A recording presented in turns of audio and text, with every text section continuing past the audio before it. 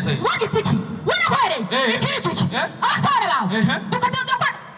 kwa gasore numuzi nundi byakoze ndadaye ntawuzi ibyakoze si uri tukutwitagadura numahoro yasitse wafuye utarafubiki abana bawe iyi ni imbuto z'Afurika zose nizo tuburani nizo tuvugurya ubu rero ugomba kuvuga yuko jewe nabaye nk'ingimbona kazoza yuko abana banje bazojya bagafungura ibyo nakoreye cyane gose sitabire gejo hazoza ahubwo aho bukera niba mpaye amafaranga yo gukora ryabarabara mwese uzona icyo ufungura n'umufuka wose uronka akanoti cyane gose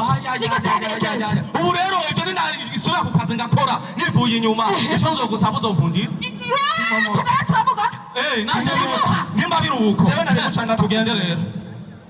nari gucanga kuramba niko ndakubwira utari kurabyumva none nasiki wata n'umuti imbere n'amatama kuri mu diaspora papa tiye ubreke je suis pora ubwo diaspora bwawe nuko ukumarira iki abandi ba diaspora bagenzi bawe nako batariko barakora basha hamwe bariko barubaka igihugu mugabo wewe nudukubitwiza twigogo twiyinde kimomoti barite birakurabunzi kinkene gusubira kukubona mu Burundi ngikira kurungishi ngikira undugikira ibiki mu mahanga isi undungikira sinkene kurungikira ibintu jewe gose bashoka kanje nkene ku Burundi gose gakwibarutse ugakwigisha ushikirwa n'umuganda uri kurakuranya mu mahanga uretse no kuba kibarabara cyenyene no kuba kibarabara abandi diaspora bagenza ibyo muri mwe nkorera kumwe mabi teka kuvuga ngo uvuge n'amategeko ndakuhanza wowe mboro kazoza wozo buri usigaje imyaka ingana umviriza saza neza iby'imbona kazoza biba tutakiriho ni neza ku gihugu n'imiryango ego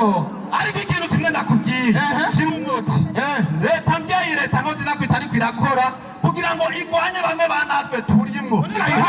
tanye mitane ariko baratuzwa nagakatira nakokatira koca kigwa unyarutse ubipakire mu ndege imipakire imizigo nyarutsa mu minota mike bizohishitse ingozi alo umva fata ibyo birato biriyo hiyo muyinga bipakire muri terene mu mwanya muto bizabishize kwa Siyoni aka kazi kacu nako nyene ni hatari nivyoroshe asha ama business aratwishe ndege yakomanye yawe y'indege yaratanguye reka ikompanyi y'indege gusa ikompanyi y'indege narayikoze ndafise indege zikura abantu muri Buhumuza zibatwara muri Butanyerera ari zibatwara Igitega n'Ubujumbura ho ivyo byose nabikoze mu kanya gato kandi rero muri business yiwanje byo ntibikiri kibazo urazi igituma rero kurima nkoresha imashini abakozi gusaba gumakurikira gusa